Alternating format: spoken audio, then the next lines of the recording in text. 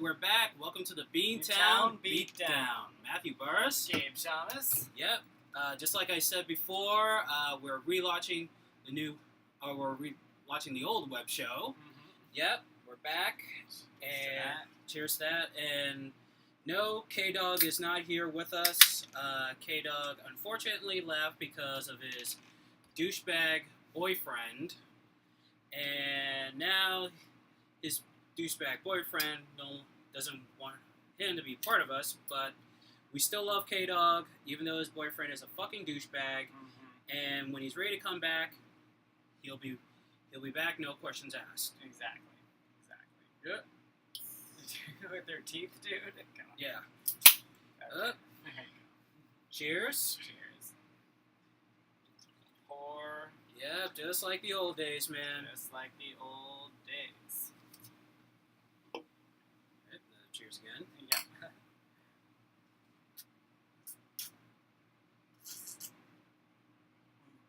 So now we're going to get into our debate of the show. And the debate is which martial artist would have made a great fighter today. And give you my top 5.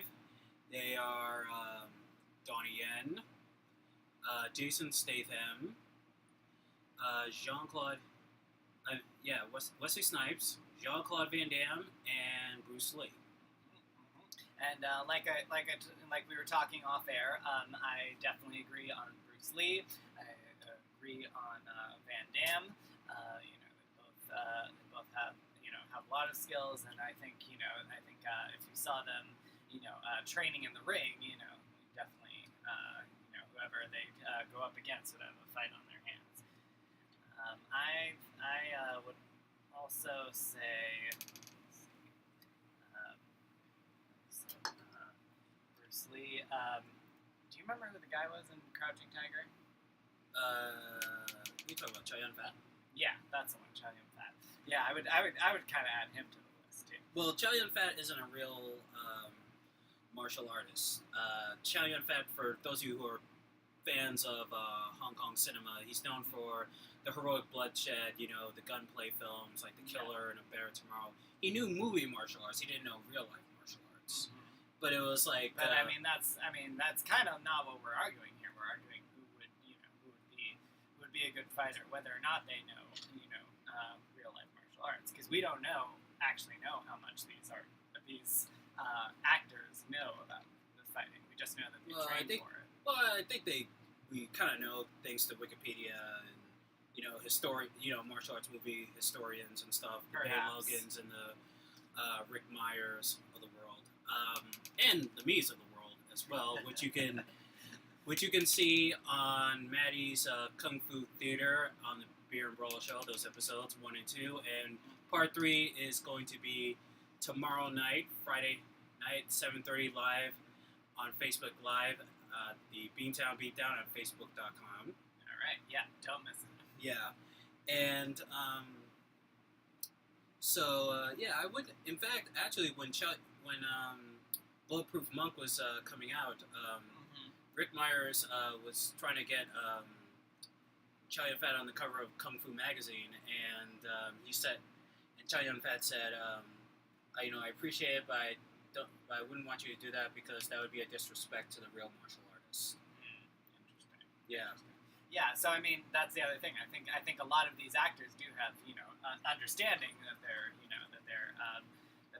borrowing, I would say, from another from the real profession. But yeah, it's like, so we're basically trying to dissect how well would the skills that they learn for the screen translate. You know what I mean? Well, let's see. You said that you would debate me on Wesley Snipes, Jason Statham, and Donnie Yen. And I can actually no. I said I don't agree. I don't know much about Donnie Yen. That's what okay. I said. Oh, okay. Yeah, martial arts movie fans now are watching this going like, what? You don't know Donnie Yen? You never seen his movies? What the fuck, dude? I don't know all the movies, but yeah, I asked him to tell me like the ones he's best known for. Yeah. Yeah. Well, also Donnie Yen is known for the Tiger Cage movies, and also the there was the Tiger Cage films, and he's also which were kind of like the Jackie Chan police story films and stuff. Now. Wesley Snipes, I can definitely defend here because I know his background. He, and as I mentioned before in part 1 of Maddie's Kung Fu Theater, black belt in Shotokan Karate, Goju-Ryu Karate, Taekwondo. He has learned boxing. He actually trained with Emmanuel Stewart for the film Undisputed, which was the boxing movie he did. Trained in Silat and Shaolin Kung Fu, Capoeira. He's also trained in Brazilian Jiu-Jitsu as well. And in fact, there was actually there were some talks from the UFC of getting Wesley Snipes to fight Joe Rogan. Oh, really? Yeah, and of course that never happened.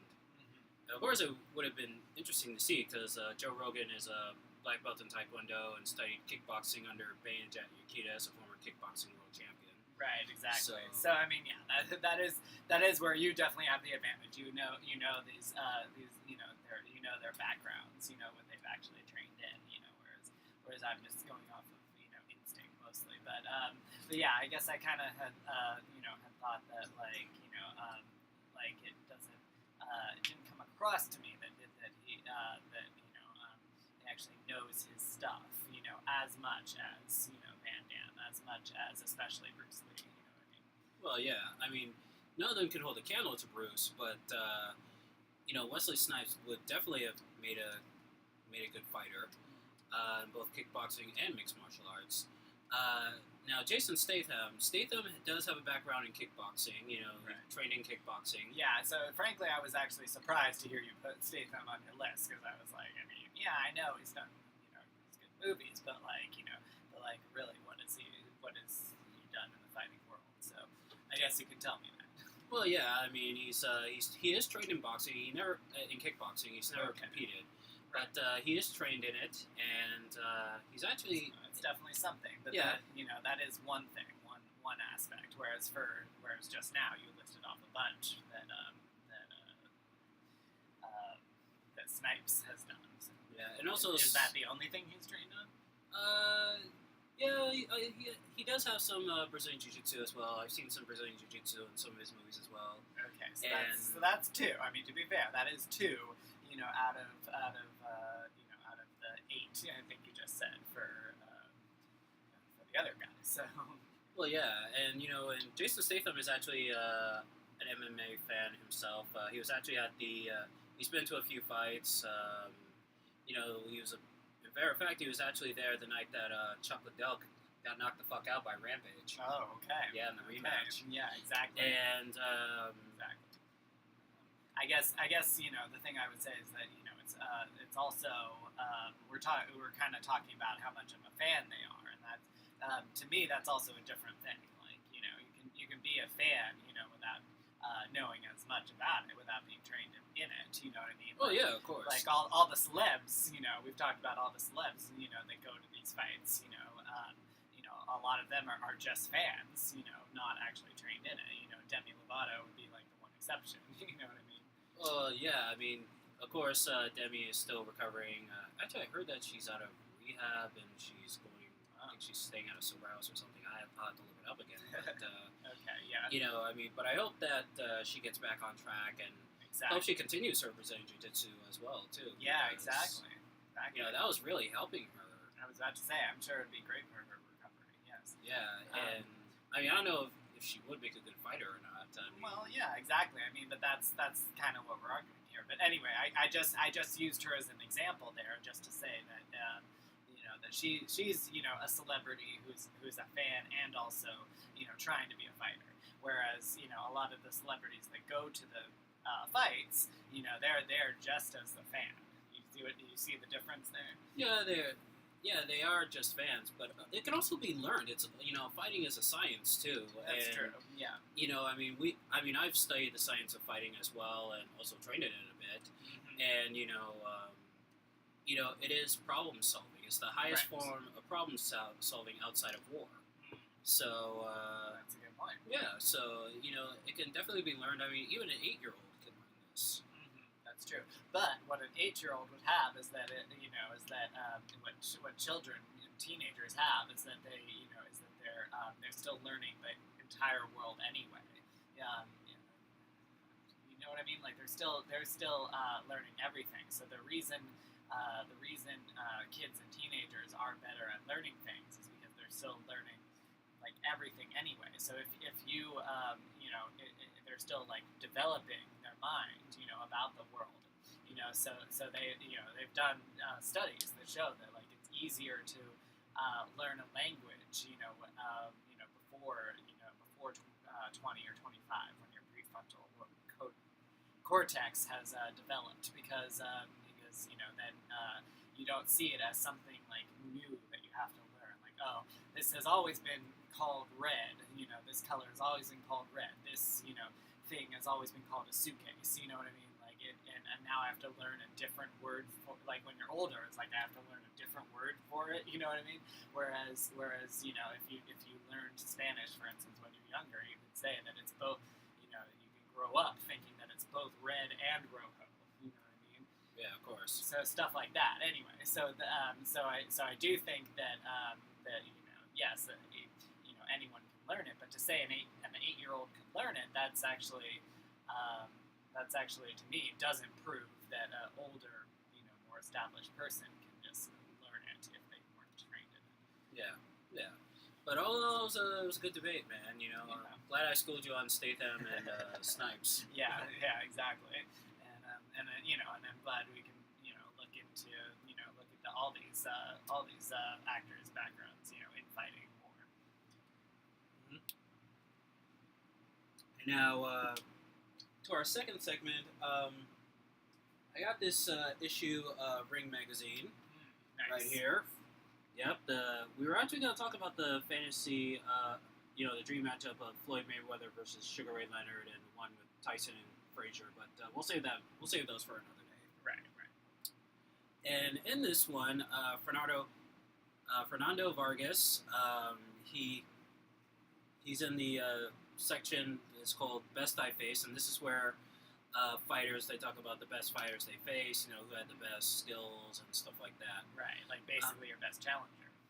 Yeah. He says that for best jab, he says it was Ike Corte, because he says he had a strong jab, he was a good jabber. In fact, he was. Ike Corte was a good jabber. He said... This is a good picture of Fernando. Show it. Yeah, here's a good picture of Fernando Vargas. So, this is the dude we're talking about. Yeah. Oscar De La Hoya, he put for best defense. Now, now here's... Yeah, because, Fernando did put a lot of pressure on him and kept it a close fight. Right. But the thing is, by that time, Oscar was training with Floyd Sr., and he was doing the Philly show. I don't think Oscar adapted well to the Philly show. He did his best, doing the whole shoulder roll thing and all that. Yeah. But it wasn't, it wasn't flawless. It wasn't like Floyd Jr. It wasn't like, James Toney or Floyd Sr., or Roger. I don't think Oscar ever really adapted well to that style, because there were times when he did get hit. Right. Pretty well. It's tough to do someone else's signature thing. Yeah. He says that Corte also had fast hands. He said Mosley's hands was fast, but Corte's was much faster. His punches were really fast. Yeah, hand speed does count for a lot in the world of fighting. Yeah. Best footwork, De La Hoya. Again, yeah, De La Hoya. I mean, De La Hoya did have good footwork, but I never, I didn't think he adapted very well to the whole to the shoulder roll. Best chin, Shane Mosley. That could be a bit debatable. He says that he think Oscar also had a great chin. Mostly had a great chin too, and which is true. I mean, because Fernando fought him twice and hit him with everything. And Fernando was a hard puncher, and Mosley never went down. Right. So I mean, when we're talking about chin here, it's also like just like how you can take a hit. You know what I mean? Smartest fighter he ever fought was once again Oscar De La Hoya. Yeah, he was pretty smart. Putting together combinations, and of course, when you train under Floyd Mayweather Sr., of course you're gonna be smarter. Strongest fighter he ever fought was Felix Trinidad. No debate here. I mean, the way he knocked him down all those times in the fight, especially twice in the first round. Oh yeah, and then he went on fighting Fernando, knocked him down in the fourth round, and then later rounds Trinidad got him out of there. Right, totally. Best puncher, Trinidad. Yeah, of course. And here's what he says. He was on his way to the hospital in the ambulance with his wife after the fight. He said, "Baby, did it look bad when I went down?" And she said, "You got up every single time." And I said, "How many times did I go down?" I didn't know. I went down 5 times and got up 5 times. Yeah, he really got his bell wrong. Yeah. Yeah, that fight was really the beginning of the end for Fernando Vargas. I mean, he went on to won more titles, but that was truly the beginning of the end. Right. Best boxing skills, Oscar De La Hoya. Yep, no argument there. And best overall skills was Oscar De La Hoya. And this is really surprising because him and Oscar were enemies. Fernando said that one time he was training up in Big Bear, he went jogging, he tripped over, and he reached up his hand for Oscar to help him because Oscar was running, and then Oscar just kind of passed him by and laughed at him. And then that's what he claims. And then leading up to their fight, Fernando really was talking shit about him, and and he really got under his skin. And then Oscar, of course, whooped his ass. And later on, they buried the hatchet, and now they're good friends. Fascinating how these things work. Yeah. Yes, indeed. Yeah. And Fernando Vargas, he has brain damage too. It came from the fight with Trinidad, and then the 2 fights with Mosley, the fight with Oscar, then his last fight with Mayorga, getting knocked down all those times, and he took a lot of punishment in those fights. So of course he's got brain damage. Oh wow. Yeah, of course. Good thing. He's retired now, but it's like too little, too late. Yeah, exactly. And you got to think about how his wife, feels, and yeah, I mean, there was a thing on Saturday Night Live with the girlfriend in every boxing movie or something, and she was like, she's like, "I had enough. I'm going to my sister's." Blah blah. You can't keep doing this to yourself. Like basically, it was a caricature of what the girlfriend is like, and in all these boxing movies, just because of what she sees, the guy have to go through. Oh, I'm gonna have to look that skit up, by the way. Yeah, it was pretty funny. Yeah. But yeah, also a little not funny because it was like nail on the head type of thing. But it was good. She did a good job. But yeah, anyway, that's when you were talking about all that stuff, especially the brain damage. That's what that reminded me of. Oh man, his wife is probably one of those. Like I don't know if I want to see you do this anymore. Go to my sister's. Yeah. Can I try one of the ciders, man? Because I want to try to mix mine with the pomegranate. All right. Yeah. This is just unfiltered cider. It's not the fancy sugary stuff. So I gotta shake. So I gotta shake it up before. Right. Shake it up a little bit. Shake it up. Yeah. And now we're gonna get into a segment that we've done on our TV show. Yes. But of course, we're no longer part of Scott TV, and I already explained that on our Facebook page. So go look it up in case you didn't see it. but we're bringing it here to our web show. This is World Outside the Ring. So, Gabe, take it away. What we're talking about today? All right. So, we were talking about giving it your all, and I think this is a phrase, very common to both a lot of ventures, in the real world, shall we say, and certainly in the fight world as well. Matt had a prop, so I'm going to go get my prop. Okay.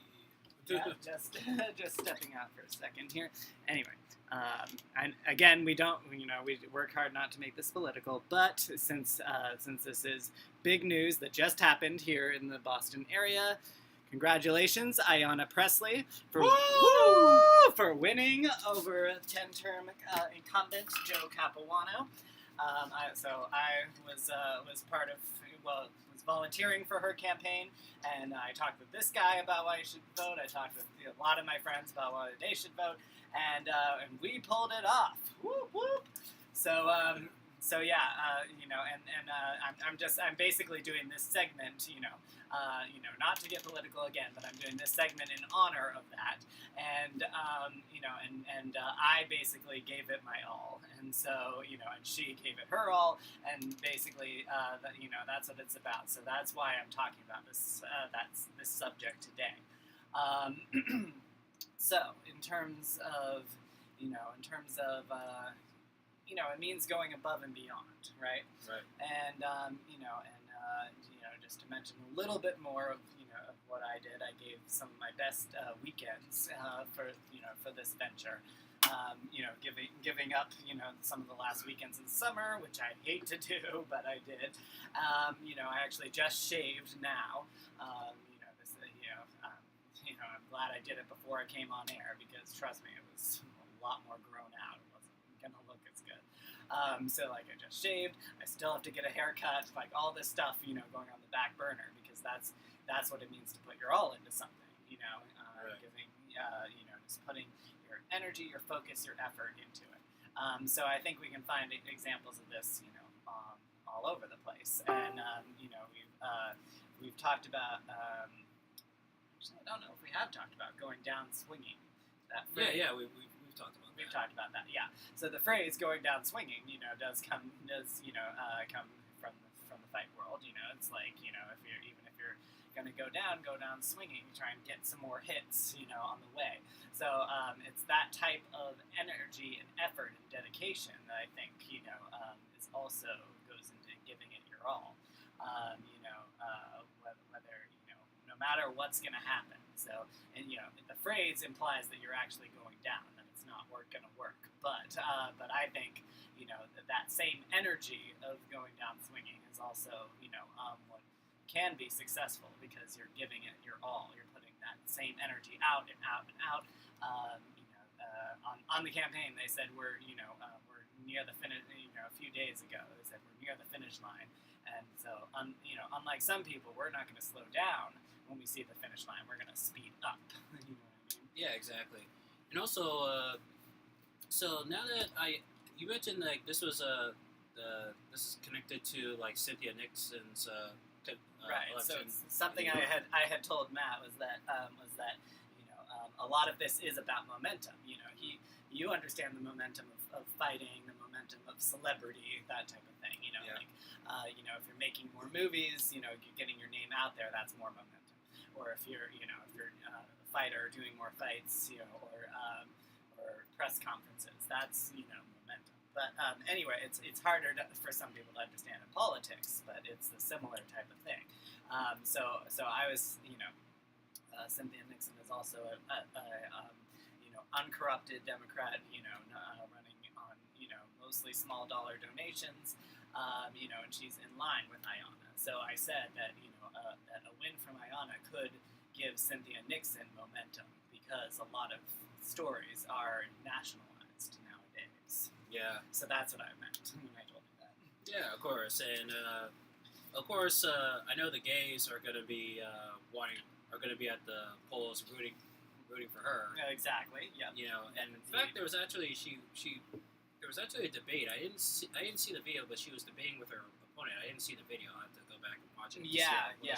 There was one debate between her and Andrew Cuomo, who's the current governor of New York, and I think she did very well. She held her own. She tried to call him out on corruption. Tried to make it about the subway and about public funds and things that really affect New Yorkers. So I think she did a good job, and again, momentum. I think that actually did bring in a lot more momentum when people were starting to say maybe it was lagging at that point. Seeing her on the debate stage with him, I think brought momentum as well. Yeah, so, I mean, I hope she does win this. I mean, I know she'll have her acting to fall back on, but right. Even though she'll have her acting to fall back on, I mean, there won't be a Sex in the City, the movie Part 3. So no, exactly. It's not going to be the same as it was. Well, no, there won't be a part 3 because Samantha, Kim Cattrall, she's her and Sarah Jessica Parker had a falling out. So. Right. Yes. But so there's that. But so I was just saying that yes, without Sex in the City Part 3, her acting is not going to be the same as it was. Maybe she can find another breakout role, but she's still fuckable, by the way. Yes, exactly. When you had mentioned something similar on air, for the TV show, and I was like, is that why you like her? Is that why you want her to be governor? No, I know it's more than that, but yes, it's doesn't hurt for guys like Matt, I'm sure. Yeah, and that also reminds me of this this phrase that I learned from my cousin Jeffrey. Hey Jeffrey, what's up? Mm-hmm. We were because lately I've kind of been having a little trouble with trying to gain some women, trying to get a girlfriend, and the affairs of love. Yeah, especially at Limelight at Karaoke, which, of course, by the time this airs, I'll already be there. But you can catch me there every Thursday night. So every Thursday night before 8 o'clock, come to Limelight if you want to see me sing and dance. I am the king of karaoke. So if you want to see me do a good Michael Jackson impression, good Bobby Brown and boy bands, I am your guy. Come there, downtown Limelight, every Thursday night. Okay. And one of the things he told me was, and I try to apply this now to almost every aspect of my life, is focus on the moment, not the outcome. Yes. Because in the moment you have to be like, okay, yes, I prepared, I did everything I could, and if it fails, then okay, I did my best, I did everything I could do. Right. So, but also in the moment, you're still doing everything you can. I guess that's the other part of that is that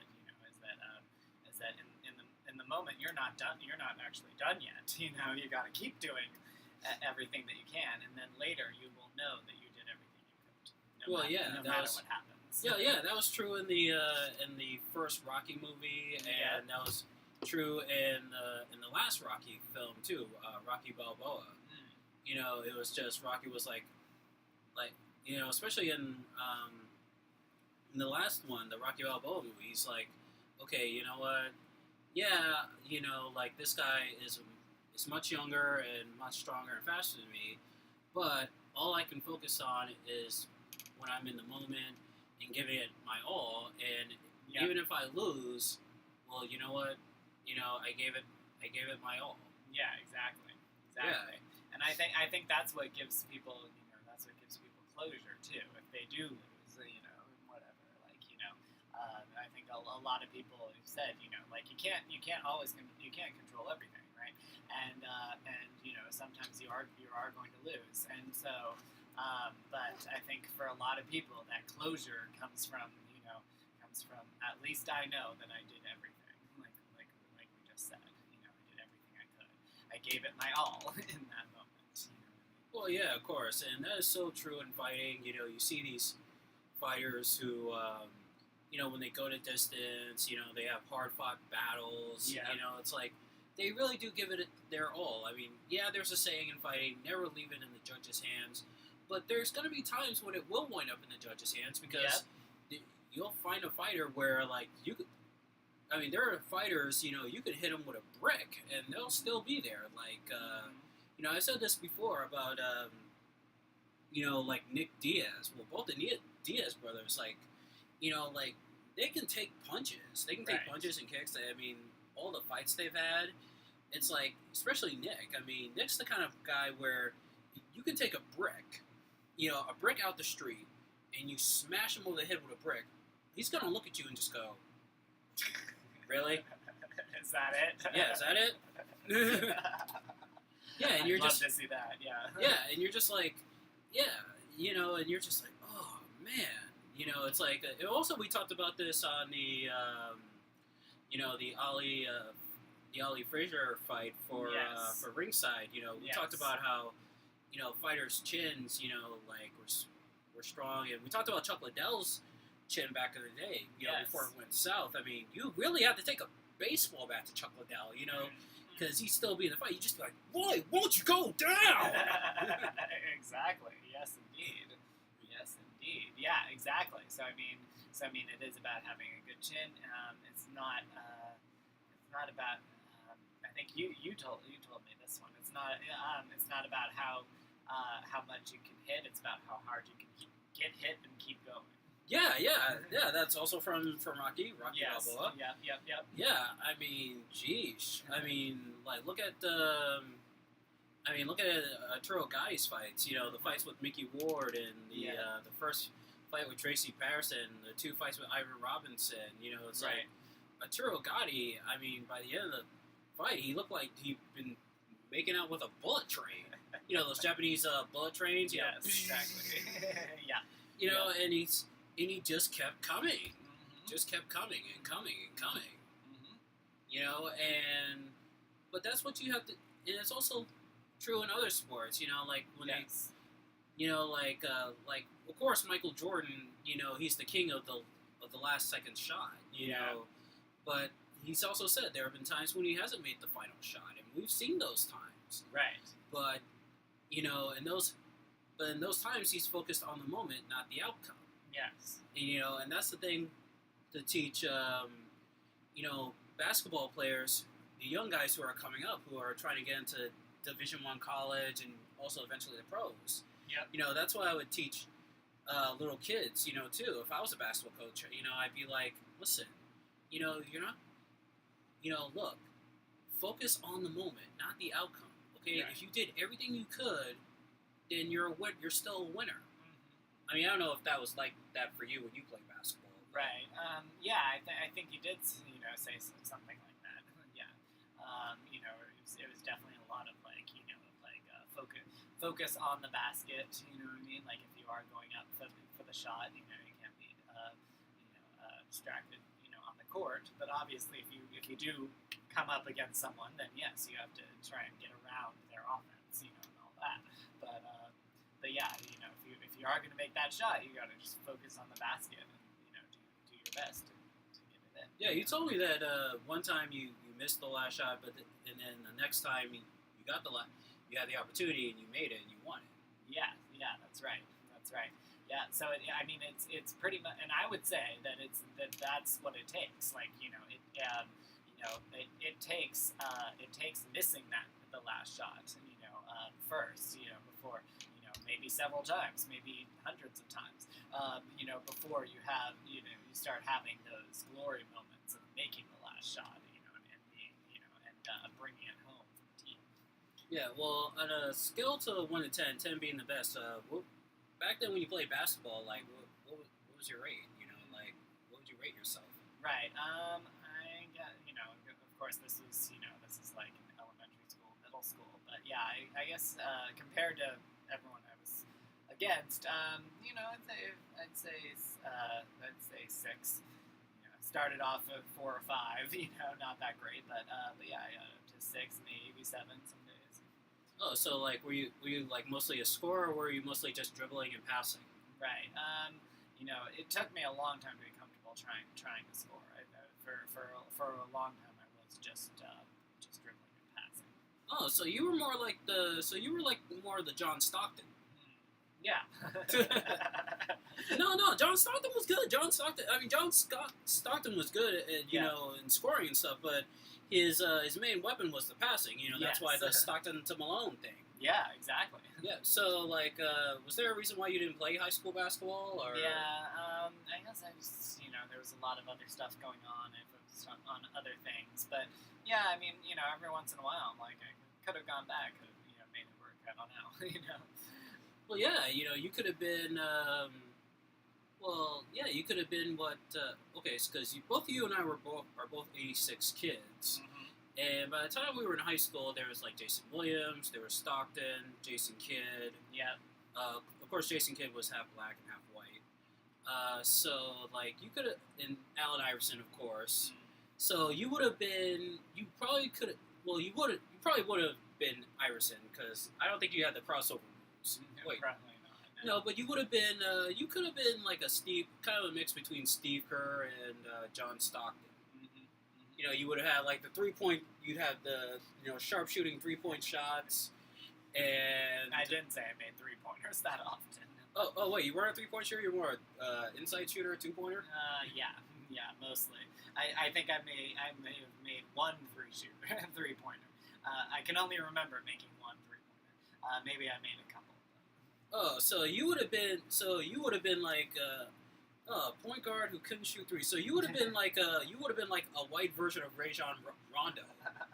Well, because Rondo before he had no 3-point shooting game, but then it started developing. He started being good, but then he started feeling himself. He wanted the ball more. You know what I'm saying? Right. So you would have been a mix between Steve Kerr, John Stockton, and Rajon Rondo. There you go. That sounds about right. Yeah, so maybe you could have made it to the NBA or something. Had you reached your full potential. You know what I'm saying? Who knows? You could have even been a good Duke player. Yeah. So that's what it's all about, man. Giving it your all, and you always got to give it your all, whether it's fighting, whether it's playing ball, whether it's in the dating world. Yep. Of course, I got one girl's number yesterday, so we'll see what we'll see where that goes. But for all you single ladies out there, you can catch me at Limelight Thursday nights. I'll be there from 8 o'clock till about 11-ish, 11:30. So if you're single and you're looking to mingle, I'm your man, the karaoke king. There you go. I was also gonna say, it's also, I think everyone can relate to this. It's also academically as well. I'm out of school. Not have went to college, but it's like there's a lot of people that that also hunker down academically as well, and it's the same type of thing, even though it doesn't seem like the same. Yeah, because there's also been stories of you always hear the story of kids who who study their asses off and they don't always pass. Exactly. I mean, there was in a Simpsons episode that's a perfect example of that.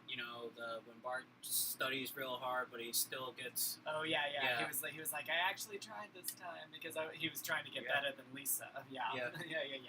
I remember that. Yep, exactly. And it's like stuff like that happens, but then sometimes you do get but then it could pay off. You could get into the Ivy Leagues. You could whatever. There are all these stories of the Wonderkins who got the Ivy Leagues at like 14.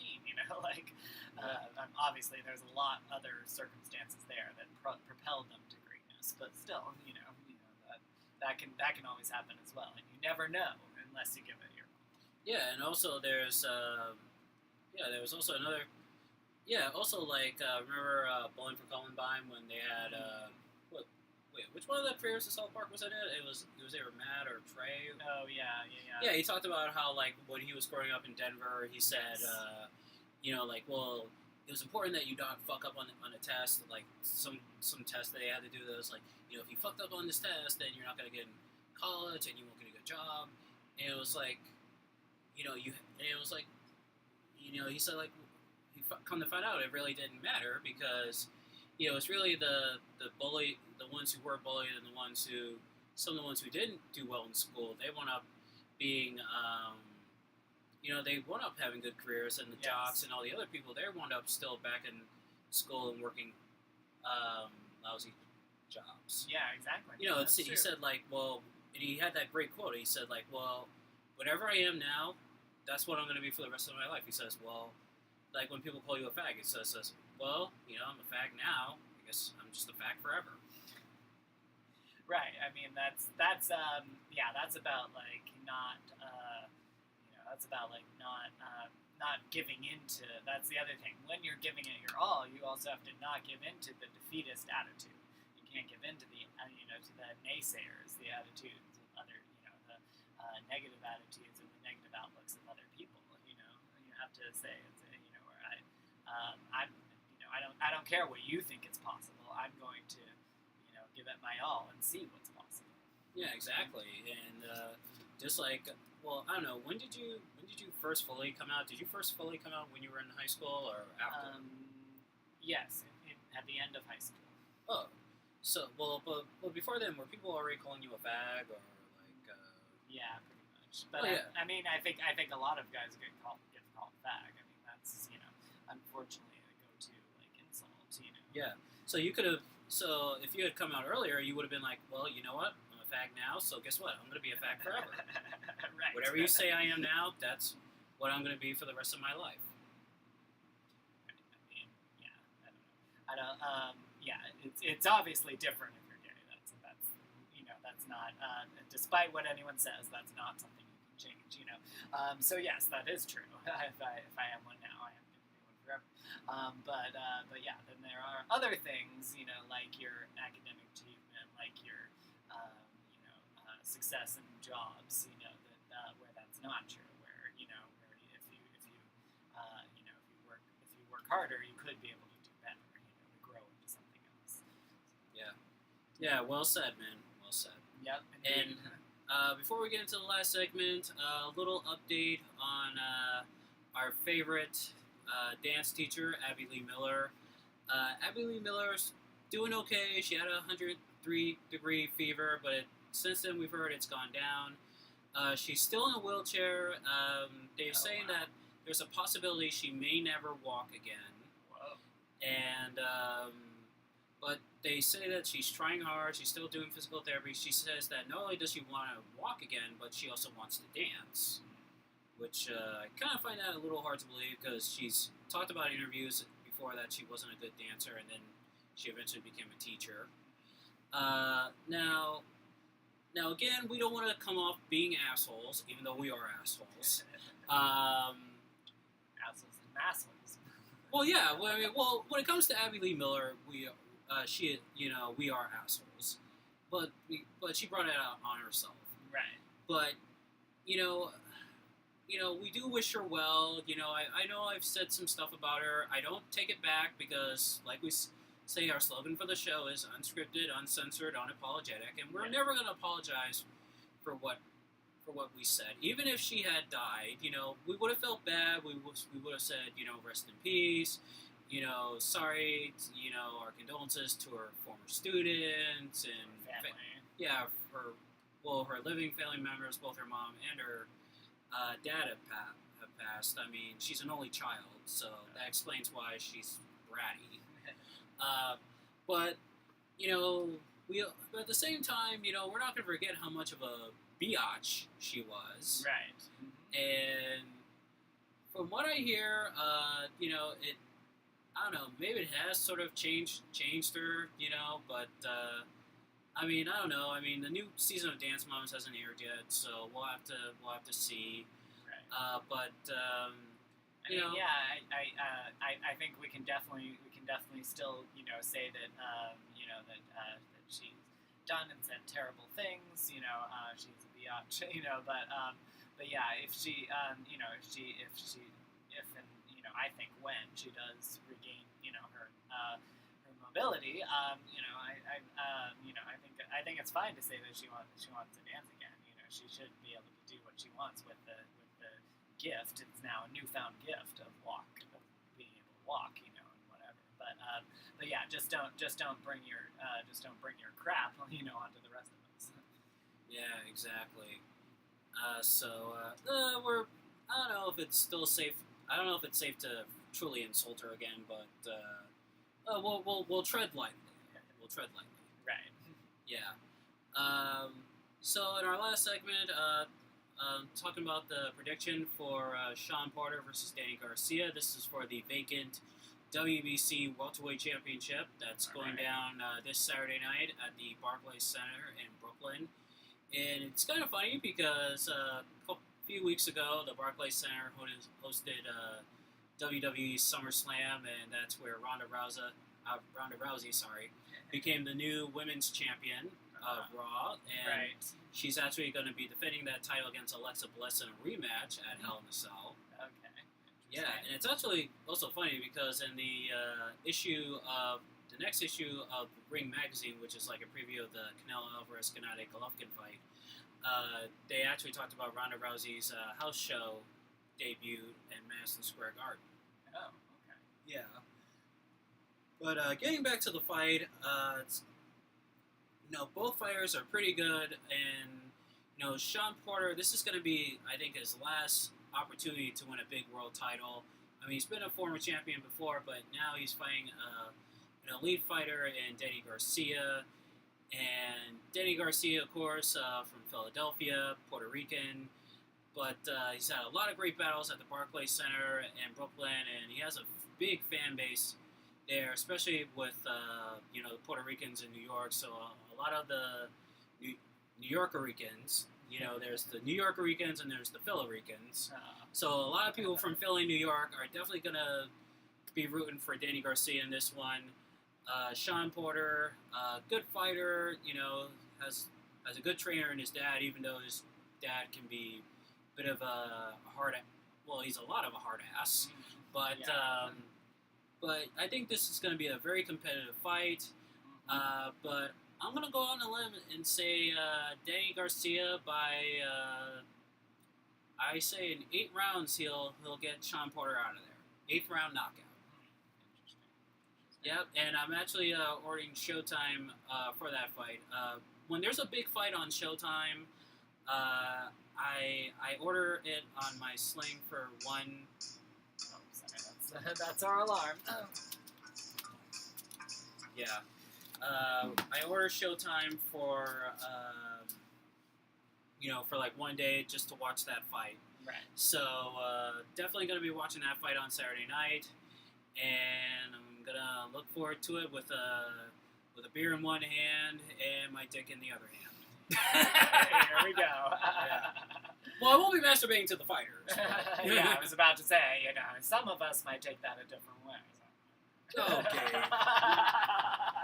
Only Gabe. But that's our first show back. Yes. Like I said, watch Maddie's Kung Fu Theater Part 3 on the Beer and Brawl Show on Friday, 7:30 at Beantown Beatdown on Facebook.com. Yep. Next week, we're going to be doing the final countdown for Canelo Alvarez and Gennady Golovkin. Yep, we're going to be going over analysis, what we think will happen in the fight. We're going to be going over undercards. Yep. And also stay tuned as we're also going to be talking about an upcoming episode of Ringside that will be coming up the weekend after after the Golovkin versus Canelo rematch, and it's just good to be back, man. Good to be back. Yeah. All right. So from Beantown to your town, this is Beantown Beatdown. Matthew Barrs, Gabe Chalmers. Vios con Dios.